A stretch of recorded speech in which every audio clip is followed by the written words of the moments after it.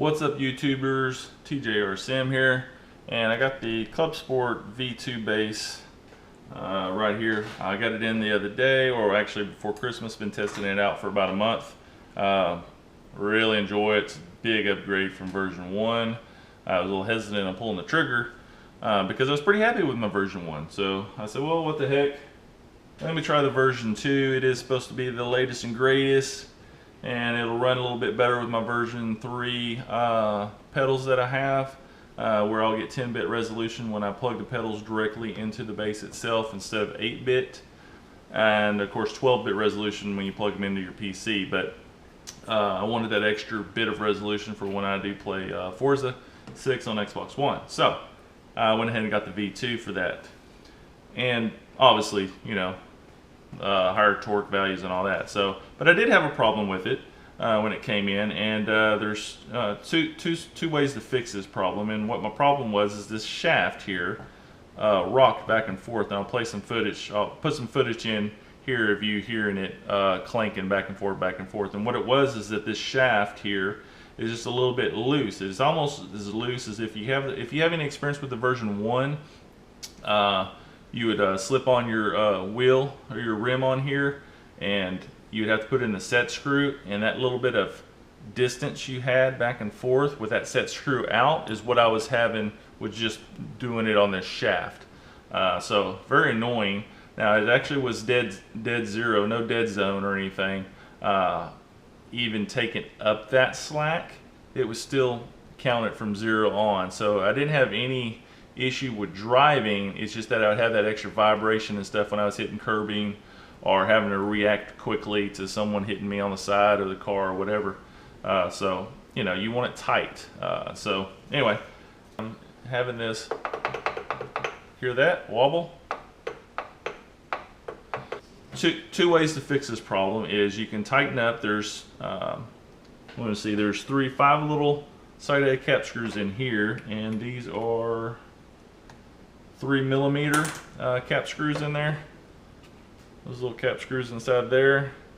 Hopefully the camera's picking it up. It's a nice sunny day. I got the windows open a little bit, but 3 of them in there, or 3mm, 5 screws in there. You can tighten those down. Be careful, because that is just like a washer in there that could bend a little bit. But you snug them up. You know, you don't have to you know, put all your torque into it. So anyway, if that doesn't fix the problem, which it didn't fix my problem, the next issue is to tighten up 2 set screws that are on the actual pulley itself. So I went ahead and started pre-disassembling. I actually went ahead and this is my second video of this. The first one shows me of going through all the steps of doing it, but I figured I'd shorten it up for you because I found some shortcuts in it.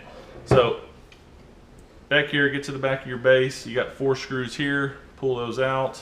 Pull this base off.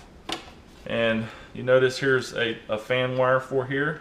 You will have to unplug it. It's normally plugged in right here to the PCB board. You'll have to unplug that to get this out of the way. Not a big deal. So next, you know, if you're following the instructions that Fanatec sends you, they actually ask you to remove this board and then pull this little wire out to get this PCB board out of the way. But it makes no sense to do that because your pulley's down there. You're not disassembling everything to get to it. So leave that alone. Ignore those instructions if you do get them like that. Go ahead and concentrate on, which would have been the next step, is loosening these 4 bolts here. Okay, mine are longer because I have DSD button boxes usually mounted up to here, which requires longer screws. So ignore the length of these, but you really only need to do, loosen them up is all you really need to do. These are 3mm here. Just go ahead and loosen them all up a little bit, and all you're wanting to do is loosen it up enough so you can get some slack in these little side covers, so they'll move out a little bit, won't be so tight. So, and you can pull this one cover completely off if you want to as well. When you do, there's another, the fan here, inside here, is connected right here. You want to go ahead and unplug that before you pull the screws out, or after, whichever. so you can pull this side cover totally out. But flip it over on the side if you got it loosened up, and pull this this cover out, which is just the little, well, I'm gonna have to go ahead and take them out a little bit here, I think, to make this easier on ourselves, because there's a little bit of tension on these. Go ahead and unplug it, flip it over. You do really got to remove one side. It just makes it easier. You can do whichever side you want. So you can do the side with a button or the side with a fan. I prefer the side with a fan, just so I don't have to worry about getting this button realigned up in its little slot correctly. So yeah, that's why I do this side. Alright, I'm going to flip it back up on the side here, like so, and kind of wiggle that loose, pull in with your, squeeze in with your fingers just a little bit. I mean, it's metal, but it gives just enough tension so you can release it, and you can pull this cover out.